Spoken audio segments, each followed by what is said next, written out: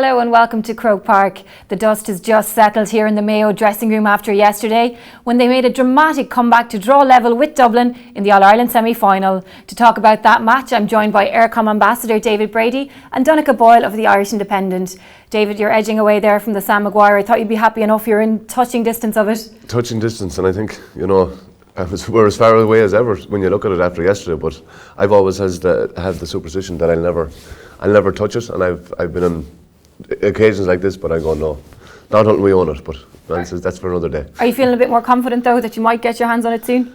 Look, after yesterday, it was a roller coaster, and I have to say, I think coming into next week that there is a lot of room there for improvement, and that's the big thing. Who improves the most in the next 6 or 7 days? And I think Mayo have more improvement there to work on than Dublin.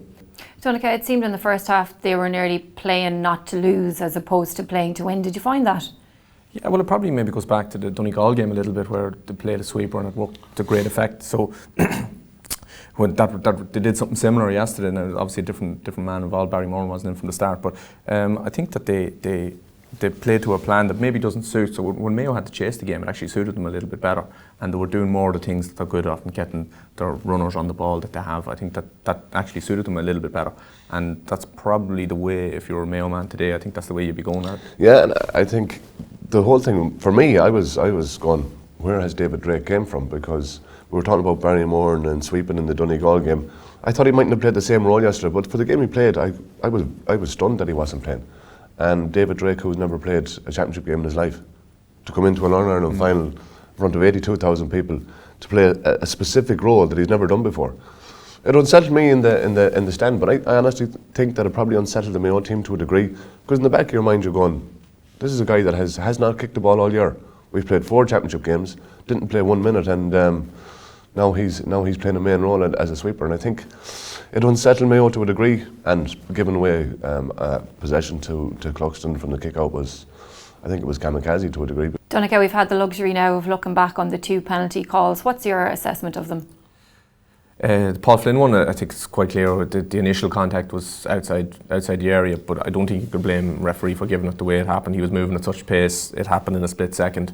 I don't think you could really have a major issue with that.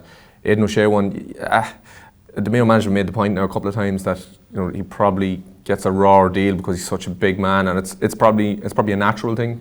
So if you're a big guy, you probably don't get the calls you might get if you were a smaller sort of physical or a smaller physical sized player. Donnchadh, after the game, Aidan O'Shea claimed that he was headbutted by Philly McMahon. Do you think that there's going to be repercussions now to that?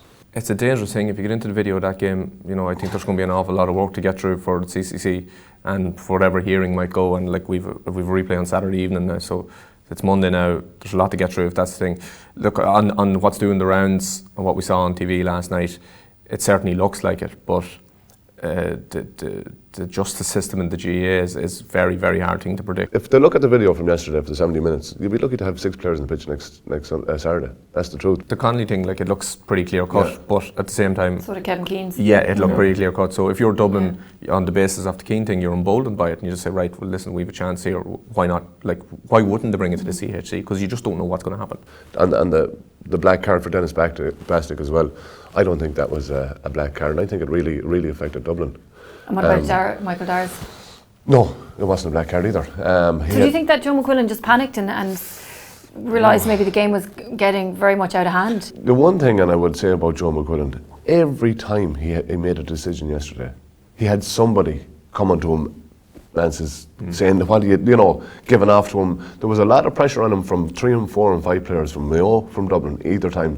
He did try and put a stop to it when he brought the ball up 20 yards twice on 2 occasions against Dublin, but it was constant. There is a feeling in the Dublin camp that they're getting a raw deal from referees. I think the point has been made that they have got more frees than their opposition across league and championship once this year, and that was in the league final.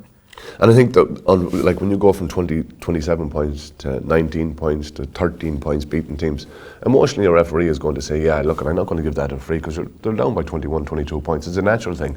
But in the heat of battle yesterday, I think it was, I wouldn't be having any pity for the Dubs. As always, you can go onto the Eircom GAA website to make your shout count. Aoife Madden shouted for Cillian O'Connor. She said he is one of the best free takers in the country, if not the best. He gives Mayo hope. Did he give you hope yesterday? I mean, yeah, for my fellow ambassador, Tomás O'Shea, he did question him. He wouldn't question him as a marquee forward. I have said it and time again, I think he's one of the best overall forwards I've ever seen for Mayo. He's the full skill set, and some of the frees he got yesterday he shouldn't have got them. They weren't within his range. The wind had died down in the second half as well. He was putting over left hand 45 yards out. He was the look at it. Mayo handled him yesterday. If he wasn't on his game with frees, they wouldn't be still in the championship. Donnchadh, 6-day turnaround, so 5 days time. How do you think that game is going to unfold? Well, Aidan O'Shea was saying to us last night in the tunnel, he says, like, going back to last year, it's all about recovery, like it really is. And I think one of the things that maybe we saw yesterday, and it was a bit of a misnomer, was that possibly the Dublin panel isn't as deep as we thought it was. I think like he was going really down into his resources at the end there, and people thought they had another 15 to come on. I don't think that's the case. So look, it's finely balanced. Calling it is a dangerous thing. I thought Mayo, everything was set up for Mayo to win yesterday, and you'd look at it on the basis that they played pretty averagely for 60 minutes. You'd imagine they've more room for improvement.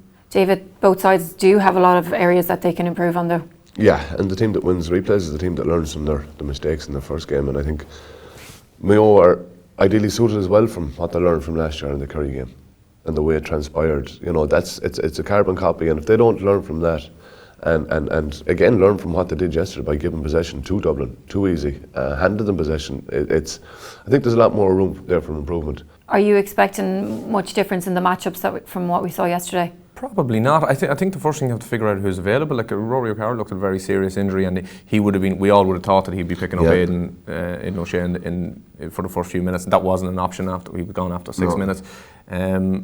Is Philly McMahon going to be there? Philly actually did quite well, I thought, on Aidan O'Shea. Like physically, Philly's really impressive. Like so, I think he's well suited to him. But I think we have to see who's available before we start talking about that, because I think there could be a real. A lot of this could be decided in the boardrooms in the next 2-3 days. Do you think that Mayo are going to go for it, David? If they can cut off the supply to Dublin, as they did in the last 20 minutes, and they have the midfield to do it, I think they're going to go for it, yeah. And do you think it'll be going your direction?